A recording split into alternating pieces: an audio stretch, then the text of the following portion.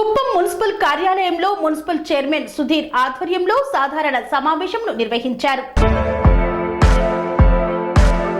చిత్తూరు జిల్లా కుప్పం మున్సిపల్ కార్యాలయంలో municipal chairman Sudheer ఆధ్వర్యంలో సాధారణ సమావేశం నిర్వహించారు. ఈ సమావేశంలో కుప్పం మున్సిపల్ అభివృద్ధిపై సమీక్షించారు. కడప మున్సిపల్ పరిధిలో ప్రధానంగా చేపట్టాల్సిన పనులకు ఆమోదం తెలిపారు. ఈ కార్యక్రమానికి ముఖ్య అతిథిగా చిత్తూరు ఎంపీ రెడ్డి పాల్గొన్నారు. ఈ కార్యక్రమంలో మొదట వైస్ చైర్మన్ బి మునుస్వామి, రెండవ vice chairman office municipal commissioner Ravi Reddy, కౌన్సిలర్లు పాల్గొన్నారు. సాధారణ సమావేశంలో ప్రజా సమస్యలను పరిష్కరించేందుకు తీసుకోవాల్సినటువంటి చర్యలు, ఎలాంటి కార్యక్రమాలు చేపట్టాలి అనే దానిపై చర్చించారు.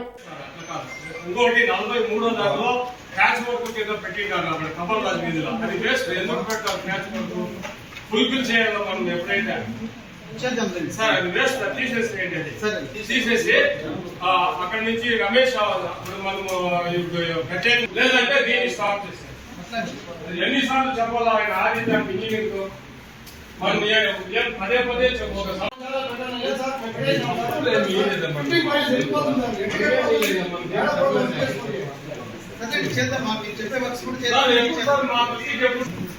పెట్టిన వరకు ఏమో వద్దండి, ఇంకో తాను పెట్టండి అడిగి పెట్టే కదా సార్ అధ్యక్షుడు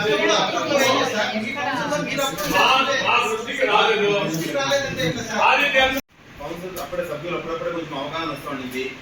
ఆ టైంలో కమిషనర్ గారు ఒకవేళ కోఆర్డినేట్ చేసుకొని కౌన్సిలర్స్ తో చేస్తే కొంచెం బాగుంటుంది నా అభిప్రాయం కూడా.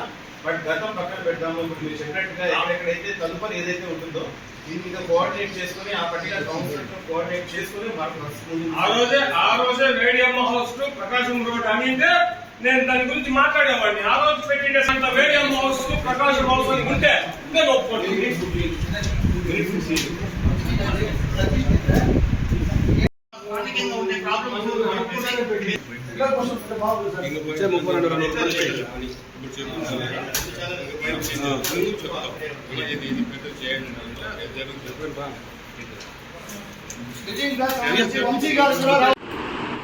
మరొకసారి అందరికీ కూడా స్వాగతం పలుకుతూ,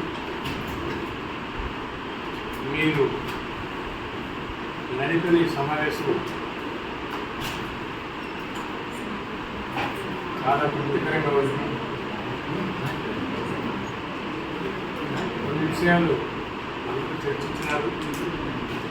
కొన్ని చోట్ల ఆర్థిక ఇబ్బందుల వల్ల జరగవలసిన పనులు జరగడం లేదు కాబట్టి, కొత్తగా ఏర్పడిన మున్సిపాలిటీ కాబట్టి ఇది 6 నెలల వయసు మాత్రమే ఉంటుంది. సుమారు 50 సంవత్సరాల ముందు కట్టుకున్న ఈ భవనంలో సాధించాలని చిన్న చిన్న గదులు చాలా ఇరకాటంగా ఉన్న పైకి రాలేదంట. అక్కడ గ్రౌండ్ లెవెల్ లో మనకు సమస్యలు వస్తూ ఉన్నాయి సార్. మీరు చెప్పే ఏదైనా చూస్తాం, అదని ఇందులో కవర్ అయిందా లేదా చూస్తాము. దాని ప్రకారం ప్రాసెస్ చేద్దాము. కన్సర్న్ ఏఈ ఉంటే ఇప్పుడు బాగుండే. ఏఈనండి ఆయన ఎన్నిసార్లు పిలిచినా ఏ వీధి ఏ కాలువ పెట్టాలని చెప్పి దగ్గర నుండి చూసుకోపోయి రిక్వెస్ట్ చేసి ఆయన వస్తానంటే రోజు కాసుకోండి, రోజు వస్తానంటే కూడా చూసుకోపోయినా. ఇదే నా కౌన్సిలర్ చేసే పని. జస్ట్ నేను అడుగుతా, నా ఎక్స్పీరియన్స్ వేరే. జస్ట్ నేను అధికారులకు కూడా అవకాశం ఇస్తూ వాళ్ళు ఇచ్చే టైంకి నేను తీసుకుపోయినా. జరిగిపోయింది. ఇప్పుడు నేను మార్నింగ్ 8 గంటలకు మీ ఏరియాకి వస్తాము, ఫైల్ తీసుకొస్తాము. మీరు ఎక్కడెక్కడ చూపిస్తారు. ఫైనాన్స్ లో అందరికీ సద్గుణం కోసం ఒక్కొక్క 5 లక్షలతో గతంలో మీరు అప్రూవ్ చేశారు. అది మన డైరెక్టరేట్ వెళ్ళి ఏడీపీ అప్రూవల్ అయి వచ్చి దానిపైన టెక్నికల్ సైట్ అయిన తర్వాత టెండర్ ఫిల్ అవుతుంది. ఆ రీతి అస్సలు ఫోన్ అవుతుంది. ఎవరితో చెప్పుకోవాలి మా బాధ చెప్పండి సార్. ఏదైనా వర్క్ పెట్టేటప్పుడు కన్సర్న్ కౌన్సిలర్ తో డిస్కషన్ చేసి మీరు వర్క్ కనుక పెట్టేస్తే అక్కడ ఉండే గ్రౌండ్ లెవెల్ లో ఉండే ప్రాబ్లమ్స్ ఏమని మనకు తెలుసు. అది కౌన్సిలర్స్ కి వాళ్ళ సజెషన్ తీసుకొని వర్క్ పెట్టండి. ఇంకా బయట నా దాంట్లో స్టాప్ చేసి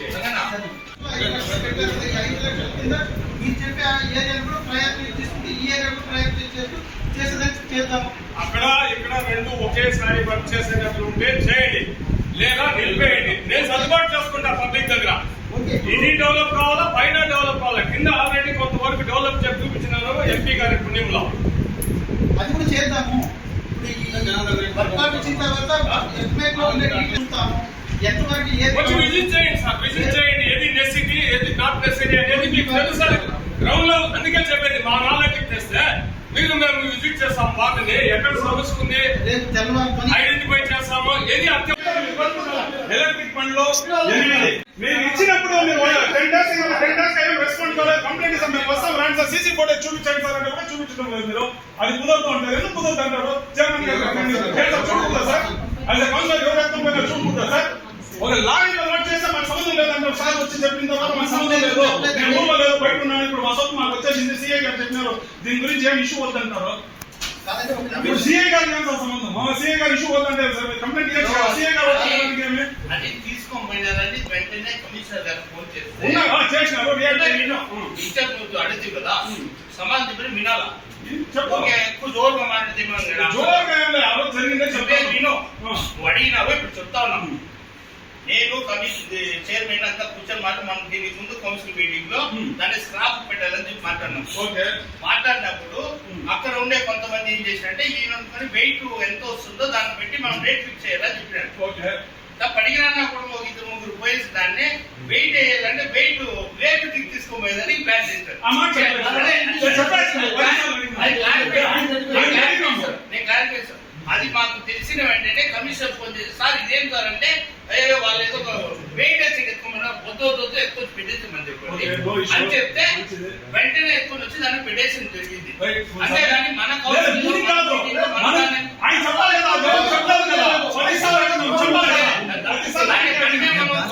మనము చర్యలు తీసుకోవాలని చెప్పి మాట్లాడుతున్నాము. ఆ నిషేధం దిశగా మనము చర్యలు మొదలు పెట్టబోతున్నాము. ముఖ్యంగా ఈ ఫుడ్ ఇన్స్పెక్టర్ అనేటువంటి ఎవరైతే ఉన్నారో, గతంలో మున్సిపాలిటీలో మనకు ఫుడ్ ఇన్స్పెక్టర్ పైన మనకు పూర్తి అధికారం ఉండేది. ఇప్పుడు వారు తిరుపతి, చిత్తూరు పరిధిలో ఉన్నారు కాబట్టి నేను కమిషనర్ వారి దృష్టికి తీసుకుపోవడం జరిగింది.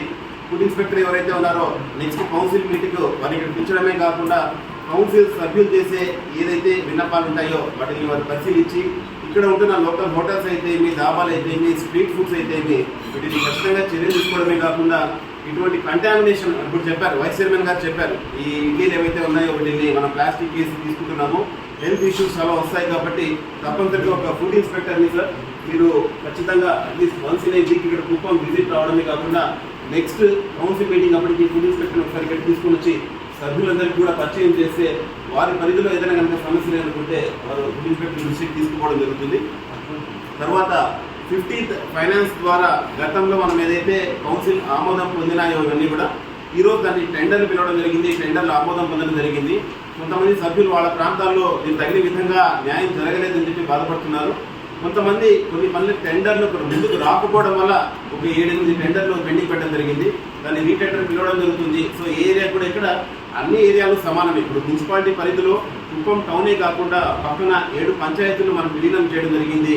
ఒక అటవీ ప్రాంతమైన నారాయణపురం కూడా ఈరోజు మున్సిపాలిటీలో ఒక భాగమైంది. సో సభ్యులందరూ కూడా ఇవాళ చెప్పారు, బోరేసారు. ఎవరు అడిగారు అంత దూరంలో బోరేసినప్పుడు పైప్ లైన్ ఎందుకంటే ఆ ప్రాంతంలో ఒక 1000 అడుగులు 1200 అడుగులు వేస్తే కానీ అక్కడ నీళ్లు పడ్డదు. సో అప్పుడు పడే చోట తీసుకొని పైప్ లైన్ వేయించాల్సిందిగా చూడన్నారు. మన ఎమ్మెల్సీ గారు కూడా దానిపైన ప్రత్యేకంగా దృష్టి పెట్టి ఇవాళ మనకు సిఫార్సు చేయడం జరిగింది, దాన్ని ఆమోదించడం జరిగింది. సో ఇట్లా అన్ని ప్రాంతాలు ఒకటే, కానీ ఒక ప్రాంతం ఎక్కువ ఒక ప్రాంతం తక్కువ అనేది ఎక్కడ కూడా ఉండదు. మనం అందరం కూడా కలిసికట్టుగా ఈ రాజకీయం అనేది జరుగుతుంది. దాదాపుగా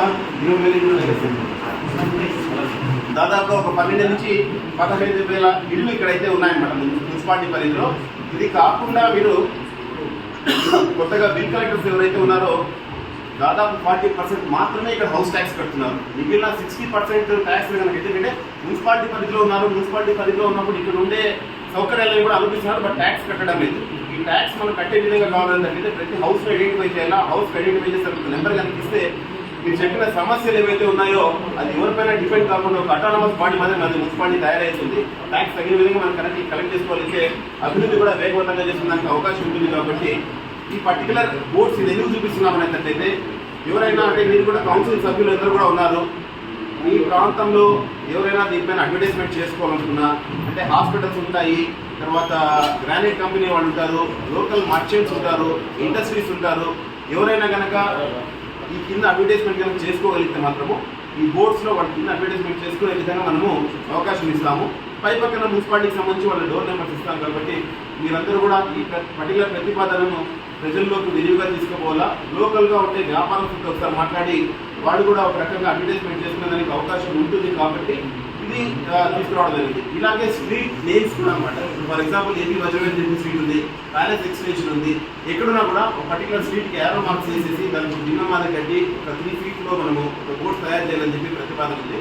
దానికి సంబంధించి కూడా కింద అడ్వర్టైజ్మెంట్ చేసుకునేదానికి అవకాశం ఉంటుంది. కాబట్టి ఎవరైనా కనుక దీనికి రాగలిగితే మాత్రము టెండర్స్ పిలవడం జరుగుతుంది. సార్ ఇప్పుడు చెప్తారు అప్రాక్సిమేట్గా దీన్ని గార్బేజ్ ట్రాన్స్ఫర్ స్టేషన్స్ అని GTS అని చెప్పేసి, అంటే కేవలం ఓన్లీ మోడల్ కాలనీలోనే కాకుండా మిగిలిన మున్సిపాలిటీ లక్ష్మీపురం కూడా ఐడెంటిఫై చేసినాము, చీలేపల్లిలో ఇంకొకటి ఐడెంటిఫై చేసినాము. ఇక్కడ ఈ గార్బేజ్ ట్రాన్స్ఫర్ స్టేషన్స్ తీసుకెళ్లి అక్కడి నుంచి మళ్ళీ కూడా మనం పొడి చెత్త తడి చెత్త సెగ్రిగేట్ చేసి ఈ పర్టికులర్ మోడల్ కాలనీ తీసుకురావడం జరుగుతుంది. రీసైక్లింగ్ గురించి మీరు మంచి ప్రతిపాదన ఇచ్చారు. తప్పనిసరిగా రాబోయే నిధులతో ఒక రీసైక్లింగ్ యూనిట్ పెట్టి ఈ పొడి చెత్త తడి చెత్త సపరేట్ చేయడం కాకుండా దీని నుంచి కూడా మనం ఏదైనా కూడా భవిష్యత్తులో భవితరాలకు ఇబ్బంది కలగకుండా ఒక వాచ్మ్యాన్ ఏర్పాటు చేయడమే కాకుండా ఈ పర్టికులర్ డస్ట్ని కూడా ఈ చెత్తను కూడా మనము సంపదను సృష్టించే విధంగా మనము ప్రణాళిక సిద్ధం చేసుకుంటున్నాము. ముఖ్యంగా ఊరికి సెంటర్లో మనకు పార్క్ ఉంది, జమీందార్ గారి పార్క్ ఉంటుంది, శివ పార్క్ డీకేపల్లి దగ్గర ఉంది.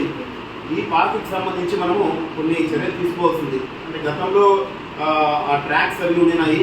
కరోనా పీరియడ్లో అవి క్లోజ్ కావడం వల్ల పార్క్ కొంచెము అభివృద్ధికి నోచుకోకపోవడం వల్ల కూడా దానికి ప్రతిపాదన సిద్ధం చేశాము. అతి త్వరలో ఒక 3 నుంచి 6 నెలల కాలంలో ప్రభుత్వం ఇచ్చే నిధులతో పాటుగా CSR రెస్పాన్సిబిలిటీ అని చెప్పి ఉంటుంది. అంటే కార్పొరేట్ సోషల్ రెస్పాన్సిబిలిటీ కింద పక్కన ఉండే ఇండస్ట్రీస్ ఏవైతే ఉన్నాయో, ఏవైనా మల్టీనేషనల్ కంపెనీస్ వాళ్ళు కూడా దీంట్లోకి వచ్చి పార్క్ డెవలప్మెంట్ని ముందుకు తీసుకెళ్లే విధంగా చర్యలు తీసుకుంటున్నాము. అండ్ డివైడర్ లైట్స్ ఏవైతే ఉన్నాయో, అంటే మనం గంగమ్మ గుడి దగ్గర నుంచి దాదాపు కందస్వామి హోటల్ వరకు డివైడర్ లైట్స్ వేసేదానికి ఎలక్ట్రికల్ వాళ్ళతో గతంలో మనం ప్రతిపాదన పెట్టినప్పుడు సభ్యులు ఏం చెప్పారంటే R&B పరిధిలో ఇది ఎలక్ట్రికల్ ఉంటుంది కాబట్టి ఒకసారి ప్రయత్నం చేసి చూడండి అన్నారు. R&B ఎలక్ట్రికల్తో మాట్లాడినప్పుడు వారు ఖచ్చితంగా ఇది మేము చేస్తాం సార్, ఒకసారి మాకు ప్రతిపాదన పంపించండి అని చెప్పడం జరిగింది. భవిష్యత్తులో ఒక 2-3 నెలల్లో దీనికి ఖచ్చితంగా అక్కడ లైట్స్ కూడా డివైడర్ ముందు ఏదైతే లైట్స్ అయితే ఉన్నాయో ఆ లైట్స్ కూడా ఖచ్చితంగా వేయిస్తామని చెప్పి చెప్తున్నాము. పోల్స్ కనెక్షన్స్ గురించి ఏదైతే ఇబ్బంది పడుతున్నారంటే గతంలో ఎలక్షన్ టైంలో కొన్ని పోల్స్ పెట్టడం జరిగింది. దాన్ని ఇంకా కూడా రెస్కో వాళ్ళ నుంచి మనకి ఇంకా కనెక్షన్స్ రాలేదు కాబట్టి ఇవాళ కమిషనర్ గారితో మాట్లాడుతున్నాము. కమిషనర్ గారి నుంచి భవిష్యత్తులో వాళ్ళకి మనం డబ్బులు కట్టే విధంగా మాట్లాడుతున్నాం. రెస్కో నుంచి అతి త్వరలో ఈ పోల్స్ ఏవైతే వచ్చినాయో వాటిని వినియోగంలో తీసుకురావడం జరుగుతుంది. పశుసంవర్ధక శాఖ వాళ్ళు బిల్డింగ్ ఆపరించుకున్నారు. ఇక్కడ ఉండే ఉద్యోగస్తులు కూడా కనీసం టాయిలెట్స్ కూడా లేకుండా ఉన్నాయి, కాంపౌండ్లో సరిగా లేకుండా ఉంది. కాబట్టి వీటిని మనం అధిగమించాలంటే ఇక్కడ ఉండే పరిస్థితులు బట్టి మనకుండే వనరులు చాలా తక్కువగానే ఉన్నాయి, ఆర్థిక ఇబ్బందులు ఎక్కువగా ఉన్నాయి, ఆదాయం తగ్గిపోయింది. కాబట్టి ప్రభుత్వ దృష్టికి తీసుకెళ్ళి వారి దగ్గర నుంచి మనం ఆర్థిక సహాయం తెచ్చుకోకపోతే ఇక్కడ మున్సిపాలిటీ అభివృద్ధి రావడానికి ఆస్కారం చాలా తక్కువగా ఉంది. ఇదివరలోనే మేము మున్సిపాలిటీ ఏర్పడిన తర్వాత ఎన్నికలు జరిగిన తర్వాత సుమారు 67 కోట్లు సంబంధిత అధికారులతో రిపేర్ చేయించి సంబంధిత ఉన్నతాధికారులకు నేను భర్త గారు మన మినిస్టర్ రామచారి వచ్చి ఇవ్వడం జరిగింది. ముఖ్యమంత్రి గారు కూడా తప్పకుండా సహాయం చేస్తామని తెలియజేస్తున్నారు. కానీ ఆర్థిక శాఖలో ఆ ఫైల్ దగ్గర పెండింగ్ ఉన్నది. ఇదివరకే 2-3 సార్లు మీరు వెళ్ళడం సంప్రదించడం జరిగింది. ఖచ్చితంగా దగ్గరలో మన కొత్తగా మున్సిపల్ మినిస్టర్ గారు వచ్చారు, వారి దృష్టికి తీసుకెళ్ళాలి. కొంతమంది అధికారులు కూడా మారినారు కాబట్టి వారి తరఫున వెళ్ళి ఆర్థిక శాఖకి వెళ్ళి మున్సిపల్ సెక్రటరీతో సంబంధించి సంప్రదించి సాధ్యమైనంత వరకు మనకు డబ్బులు రిలీజ్ చేసుకొస్తే కుప్పంలో మున్సిపాలిటీ అభివృద్ధి చెందడానికి ఆస్కారం ఉంటుంది. కొత్తగా ఎక్కడైనా రావాల్సిన ట్యాక్స్ కూడా మనం సక్రమంగా విధించడానికి తగినంత ఉద్యోగస్తులు లేక ఇబ్బందులు పడుతున్నాము. ఇంకా శానిటరీ పరంగా ఎత్తుకుంటే శానిటరీ స్ట్రక్చర్ లేదు. మీరు ఇప్పుడు ప్రతిపాదన చేయమంటే ఇంజనీర్ కాబట్టి ఇంజనీర్ లేదు. టెస్ట్ని ఎక్కడైనా తెచ్చుకుంటే అక్కడ కూడా పర్మిషన్ ఇవ్వలేదు. కాబట్టి కొన్ని టెక్నికల్గా కొన్ని ఇబ్బందులు ఉన్నాయి. కాబట్టి మీ సహాయంతో మీ సహకారంతో ఖచ్చితంగా మేము మన జిల్లాకు సంబంధించిన మంత్రివర్యులు పెద్దిరెడ్డి రామచంద్ర గారికి తీసుకెళ్ళి వారి తరఫున తిరిగి ముఖ్యమంత్రి గారిని కలవాలనేసి మన ఎమ్మెల్సీ గారు నేను కూడా మాట్లాడుకున్నాము. దానికి తగ్గట్టు డిప్యూటీ చైర్మన్ కూడా వస్తా అన్నారు. సాధ్యమంతరకు వీలు పడితే 23 తేదీ సీఎం గారు వస్తున్నారు. కాబట్టి ఆ దినం మేము వారి ముందు ఈ ప్రతిపాదన ఉంచాలనేసి కుప్పానికి ప్రత్యేకించి డబ్బులు మంజూరు చేయాలని అడగాలనుకుంటున్నాము. వీలు పడితే ఖచ్చితంగా మేము సంప్రదించడానికి ప్రయత్నం చేస్తాము. అట్లా లేని ఏదైనా మేమందరూ కూడా కలిసి చైర్మన్ గారు, ఎమ్మెల్సీ గారు, నేను, డిప్యూటీ అందరూ కూడా కలిసి విజయవాడకి వెళ్ళి సంబంధిత అధికారులతో సంబంధించి ఖచ్చితంగా మనం ప్రవేశపెట్టిన ప్రతిపాదించిన 67 కోట్ల రూపాయలు మాత్రమే మంజూరు చేస్తే మున్సిపాలిటీ బాగుపడుతుంది. ప్రజలకు మేము సేవ చేసేందుకు ఆస్కారం తెలియజేసుకుంటూ మేము ఈ విషయాన్ని మీకు దృష్టికి తీస్తున్నాము. ఇక నిజంగా కమిషనర్ గారికి, చైర్మన్ గారికి, వైకాపా కౌన్సిల్కు నా మనవి ఏంటంటే ఇక్కడ కొంతమంది ప్రతిపక్ష కౌన్సిలర్స్ ఉన్నారు.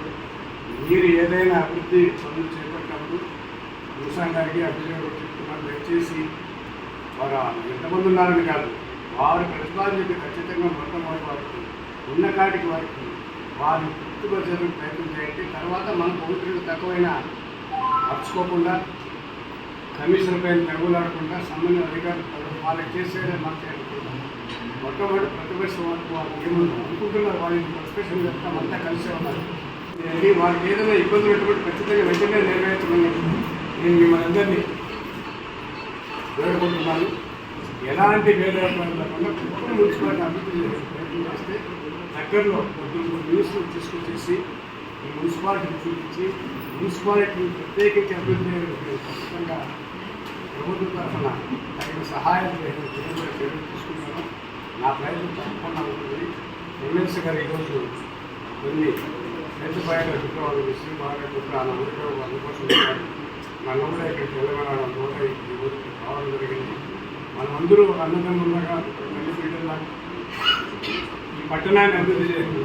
అందరూ సహకరించడం ఒకసారి కోరుకుంటూ ఏదైనా ఉంటే దయచేసి చైర్మన్ గారికి, కమిషనర్ గారికి, ఎమ్మెల్సీ గారికి నాకు తెలియజేయండి. సమస్య ఏదైనా ఉంటే మేము పరిష్కరించగలనికి మీ దగ్గర కూర్చొని ఇక్కడికి వచ్చి మీకు ఏదైనా అరాపూర్వ సౌకర్యాలు చేయడానికి ముందుగా తెలియజేసుకుంటూ ఈరోజు ఇక్కడ నాకు అవకాశం Sivagayatri enterprises distributors for submersible pumps మీ గృహ, వ్యవసాయ, పారిశ్రామిక నీటి అవసరాలకు స్పైరన్ మరియు కోర్సా సబ్మెర్సిబుల్ పంప్స్ మరియు distributors for water softeners, Himajal, RO+ alkaline water purifiers. Sivagayatri enterprises